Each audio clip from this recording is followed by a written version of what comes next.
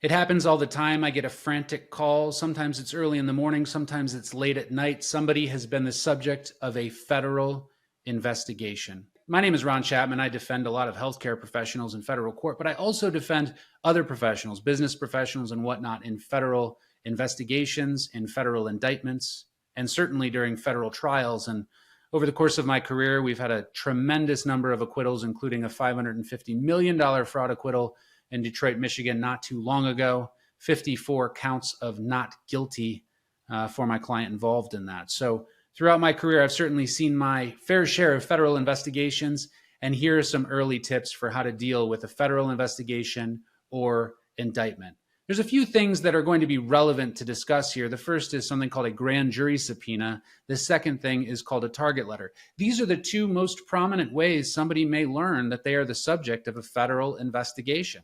And many people call me up saying, Ron, what do I do as soon as I receive those things? Well, they've already taken care of the first step. And the first step is making sure that you get a hold of a good lawyer, but not just any good lawyer. You want to get a hold of somebody who knows that particular area that you are practicing in.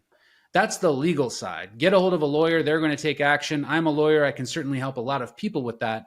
But I want to talk about something that we don't often discuss, and that is the need for an internal investigation.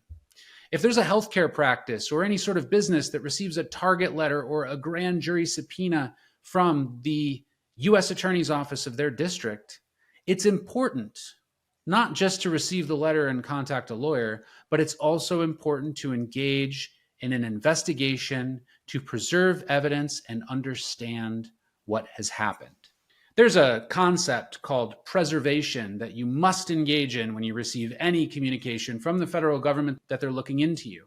And in fact, if you destroy documents, you could be the subject of a federal indictment for other charges under the Sarbanes-Oxley Act. Many of you might remember the Enron case and Arthur Andersen.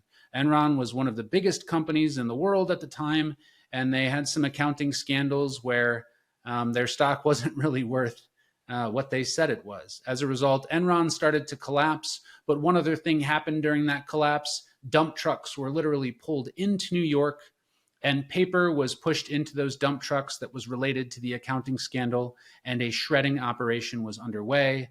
I am not lying about that. This actually happened in the United States.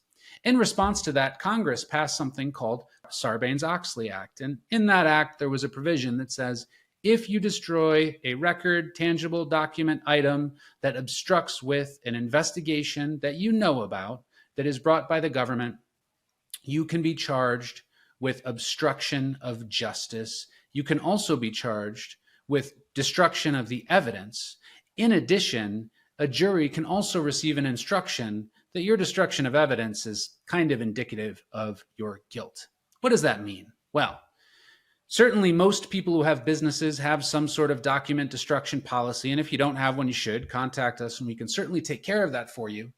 But one thing that you must do when you receive notice from the federal government, grand jury subpoena, target letter, any sort of letter, discovery request, you must preserve documents, tangible items, electronic discovery, and make sure that that is properly preserved and saved in order to ensure that you are not charged with obstruction of justice. Sometimes people don't get charged with the crime, they actually get charged with the cover-up. And so the first thing that you need to do after contacting that lawyer, and the first piece of advice that lawyer should give you, is preserve all documents potentially related to this issue and think in a very expansive way possible. So we need to make sure that we preserve all of the documents necessary so that we don't end up in jail for obstruction of justice. Now, that covers preserving evidence. But one other thing we must do, and this is something that bothers me when attorneys say this, they say constantly to their client, let's not let a sleeping dog lie. So when they receive that letter, the attorney contacts the assistant United States attorney. They immediately start working out some sort of deal. And if there's radio silence for a while, you call up the attorney and say, what's going on with my case? And the attorney says, hold on, let's let a sleeping dog lie and we'll see what the government comes back with.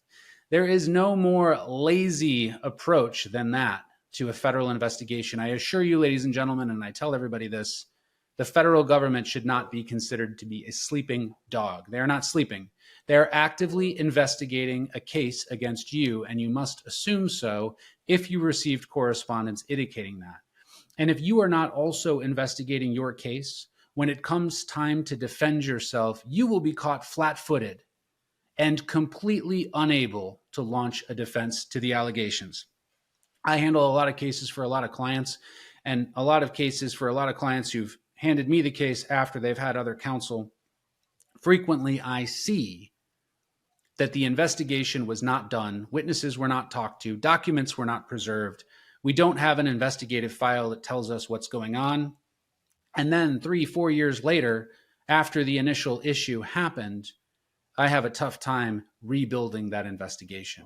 The first thing that you must do when facing any sort of government action or notice of government action is to launch an internal investigation. Now, at Safe Harbor Group, that's one of the things that we do best. We will rally the investigation team, we will get them right down to you, and we will ensure that you are able to collect all of the facts necessary, interview all of the witnesses necessary, and you will do it in a safe and compliant way. A report will be delivered to you so that you can understand exactly what your liability is. And from there, you can make good decisions about your business moving forward, and you can also make good decisions about a potential case.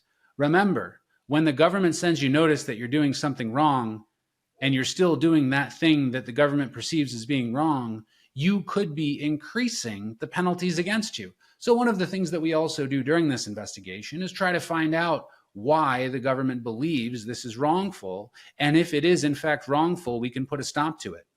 The Department of Justice released some guidance in 2020 that said, if you take action, even after the government notices that you were doing something wrong, and you take action to correct it, that's mitigating. And mitigating means it can lessen the punishment that you might receive. It can also lessen the potential that you receive criminal charges.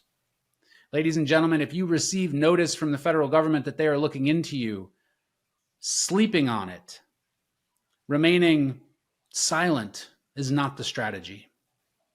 Everybody knows that an aggressive defense is what's necessary, and that starts with investigation at the outset. So, if you receive any document from the federal government indicating that you are a target of a federal offense or indicating that you are non-compliant with federal guidelines or regulations, or you receive a document from a medical board or a state licensing board that indicates that you are potentially in trouble, don't sleep on it. Contact Safe Harbor. We'll jump on it immediately and get you an investigation completed so that you can make the appropriate decisions necessary. I'm federal criminal defense attorney Ron Chapman, founder and president of Safe Harbor Group, Compliance, Investigation, and Defense. On this channel, you're going to find a ton of content related to investigations, defense, and compliance, not just in the healthcare industry, but also other industries. If you'd like to join me on this journey, feel free to click subscribe. If you'd like to get frequent updates and information about federal government initiatives, about investigations, compliance, and defense, and about how to ironclad your business so that you can sleep at night in a highly regulated industry, click that subscribe button. Feel free to drop by our website, and feel free to send us a comment if there's anything else you'd like to see. Thank you so much.